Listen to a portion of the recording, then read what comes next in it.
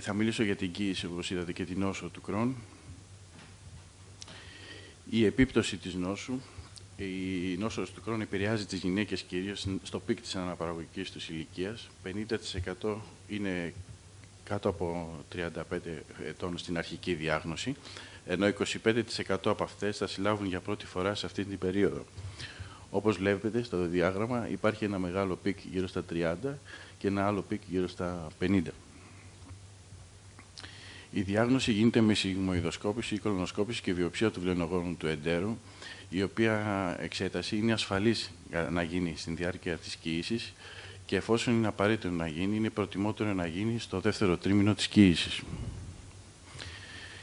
Εντοπίζεται στο 30% στον τελικό ηλαίο μόνο, στο 50% στον ηλαίο και στο παχύ και μόνο στο παχύ στο 20%. Ενώ κύρια συμπτώματά της είναι το κοιλιακό άλγος, η διάρρεια και η απώλεια βάρους. Εξωεντερικές εκδηλώσεις που μπορούμε να έχουμε και στην εγκυμοσύνη είναι η αρθρίτιδα, αυθοδιέλκη, χολολιθίαση, χολαγκιήτιδα, συμπτώματα από τα μάτια όπως η επιπεθηκήτιδα, η ειριδοκυκλίτιδα και η επισκληρίτιδα και οστεοπόρωση. Ήθελα να τονίσω ότι η νόσος του Κρόν είναι μια κατάσταση που είναι παράγοντας κινδύνου για θρόμβωση, όπως το ίδιο είναι και η κύηση. Και επομένως αυξάνει το κίνδυνο. Επιπλοκές σοβαρές που μπορεί να αντιμετωπίσουμε κατά τη διάρκεια της κύησης είναι η διάτρηση, η στένωση του εντερικού αυλού, περιπροκτικά προβλήματα, σχηματισμός συριγγίων, δημιουργία αποστήματος και αιμορραγία. Είναι πολύ σημαντική η διαφορική διάγνωση κατά τη διάρκεια της κύησης του κοιλιακού άλγους που μπορεί να οφείλεται τόσο σε αίτια που οφείλονται στην κύηση όσο και σε γαστρεντερολογικά αίτια.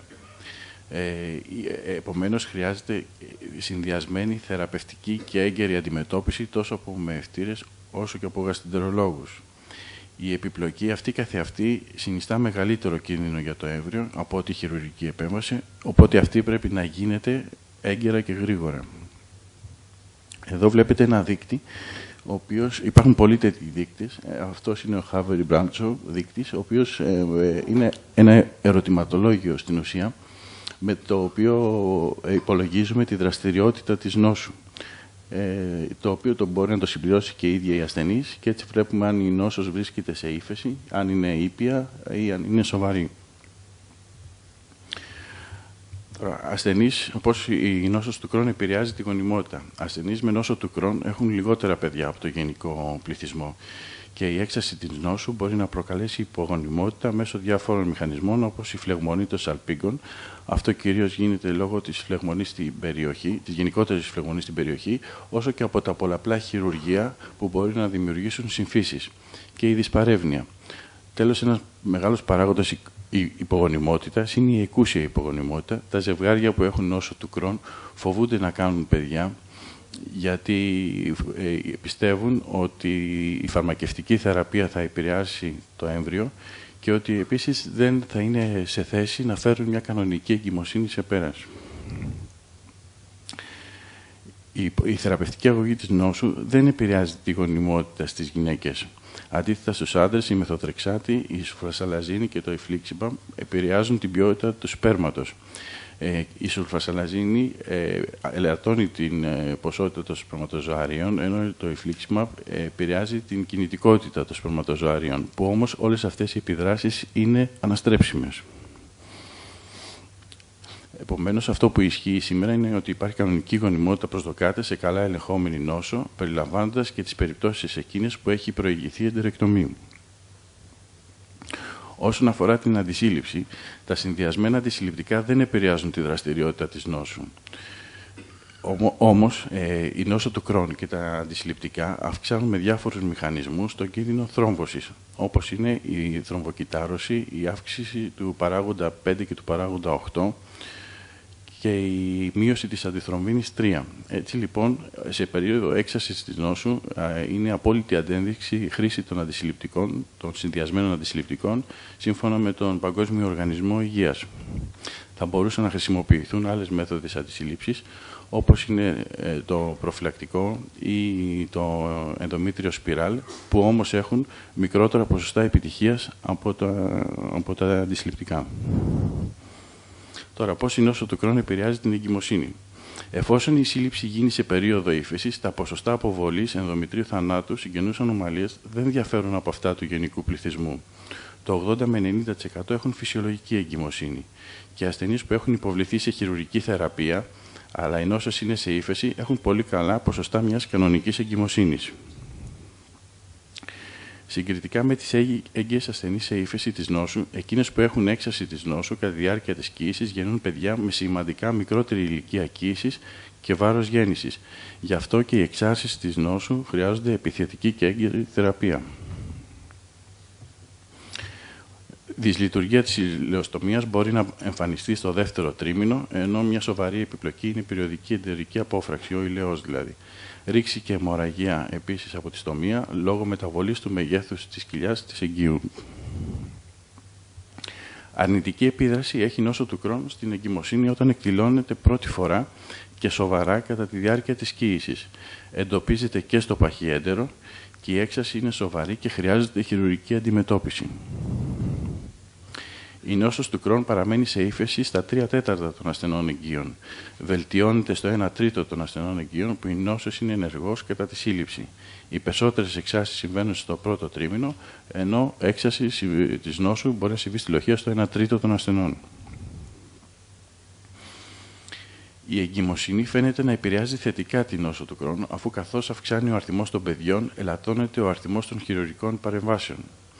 Έχουν παρατηρηθεί λιγότερες εκτομές και αυξημένα διαστήματα μεταξύ χειρουργικών παρεμβάσεων σε ασθενείς που έχουν κυοφορήσει από αυτές που δεν έχουν, ενώ μητέρες έχουν χαμηλότερο ρυθμό εμφάνισης εξάρσεων στα χρόνια μετά την εγκυμοσύνη από ό,τι πριν. Βέβαια, στις μελέτες αυτές δεν έχουν ληφθεί παράγοντες όπως είναι η διακοπή του καπνίσματος που γίνεται κατά τη διάρκεια της εγκυμοσύνης και που φαίνεται ότι ωφελεί την νόσο του Κρόν. Εάν η σύλληψη γίνει σε περίοδο έξαρσης, τα 2/3 θα παραμείνουν σε έξαρση και από αυτές τα 2/3 θα χειροτερέψουν. Αυτός είναι ο κανόνας των τρίτων που ισχύει στην εγκυμοσύνη. Πόσο σημαντικό είναι να έχουμε ύφεση της νόσου κατά τη διάρκεια της εγκυμοσύνης φαίνεται από αυτό το διάγραμμα, όπου πάντα κάνουμε την ερώτηση αν είναι σε ύφεση η νόσος και η θεραπεία που την κρατάει σε ύφεση, αν είναι συμβατή με την εγκυμοσύνη. Αν δεν είναι, την αλλάζουμε και ξαναβλέπουμε αν υπάρχει ύφεση. Αν η νόσος δεν είναι σε ύφεση, προσπαθούμε να την φέρουμε σε ύφεση και μετά ξεκινάει μια εγκυμοσύνη και η φυσιολογική παρακολούθησή της από μευτήρες και γαστρεντερολόγους. Τώρα, το διάστημα που προγραμματίζεται μια εγκυμοσύνη είναι πολύ σημαντικό γιατί επιτυχάνεται ύφεση της νόσου με φαρμακευτική αγωγή συμβατή με την κύηση. Επίσης, μέσω του συμβουλευτικού ρόλου των γιατρών αμβλύνονται οι φόβοι και οι ανησυχίες των μελλοντικών γονιών και ρυθμίζεται διατροφικά η έλλειψη των βιταμινών. Επειδή η νόσος του Κρόν προσβάλλει το λεπτό έντερο, δημιουργούνται προβλήματα δυσαπορρόφησης. Έτσι λοιπόν, το φυλικό οξύ, ο σίδηρος, η βιταμίνη D και η B12 πρέπει να εξετάζονται πριν και κατά τη διάρκεια της εγκυμοσύνης και να θεραπεύονται ανάλογα. Η συνιστόμενη ημερήσια δόση φυλικού οξέως, 3 μήνες και καθ' όλη τη διάρκεια της εγκυμοσύνης, πρέπει να αυξάνεται στα 5 mg. Έγκυες με νόσο του Κρόν κατατάσσονται σε ομάδα υψηλού κινδύνου ανεξάρτητα από τη δραστηριότητα της νόσου. Η παρακολούθηση πρέπει να είναι πάντα συνδυασμένη από γαστρεντερολόγο με ευτήρα, χειρουργό και διατροφολόγο, ενώ τα χρονικά διαστήματα παρακολούθησης είναι εξατομικευμένα και τόσο από μευτικής όσο και γαστρεντερολογικής άποψης. Οι φλεγμονώδεις νόσου του εντέρου είναι παράγοντες ενδιάμεσου κινδύνου θρόμβωσης στην εγκυμοσύνη. Γι' αυτό και προτείνεται προφυλακτική αντιθρομβωτική θεραπεία για τις πρώτες 7 μέρες της λοχείας. Όταν όμως υπάρχουν και άλλοι παράγοντες, η προφυλακτική κάλυψη επεκτείνεται σε όλη τη διάρκεια της εγκυμοσύνης και γίνεται κυρίως με ηπαρίνες χαμηλού μοριακού βάρους που και η δόση τους υπολογίζεται με βάση το βάρος της εγκυμονούσας στο πρώτο τρίμηνο. Η περιοχογραφική παρακολούθηση του εμβρίου γίνεται σε συχνότερα διαστήματα από ό,τι συνήθως κάθε 2 εβδομάδες, όπου βλέπουμε την ανάπτυξη του εμβρίου. Ενώ όταν υπάρχουν συμπτώματα πρόωρου τοκετού, πρέπει να γίνεται έγκαιρη διάγνωση, έτσι ώστε να γίνει και προετοιμασία του εμβρίου με βιταμεθαζόνη, έτσι ώστε να είναι έτοιμοι να ρημώσουν οι πνεύμονές του. Τώρα, ο τρόπος του τοκετού. Πρωταρχικά η απόφαση και η αναγκαιότητα του τοκετού βασίζεται σε μευτικές ενδείξεις. Απαραίτητη όμως είναι η συμβουλή του χειρουργού γαστρεντερολόγου για τις συνέπειες του τοκετού στο πιελικό έδαφος, τη λειτουργία του σφικτήρα και του εντέρου για κάθε έγκυο ασθενή. Κολπικός τοκετός μπορεί να επιτραπεί σε εγγύους με ήπια νόσο ή νόσο σε ηρεμία. Ενώ γαστρεντερολογικές ενδείξεις και σε αναρκής τομής είναι η ενεργός περιπροκτική νόσος και η ηλαιοπροκτική αναστόμωση με θύλακα. Εδώ ο κολπικός τοκετός μπορεί να προκαλέσει ζημιά και στην ίδια υπάρχουσα νόσο και όπως η επισιοτομία ή κάποια ανεξέλεγκτη ρήξη. Στη λοχεία, ο θυλασμός δεν επηρεάζει τη δραστηριότητα της νόσου.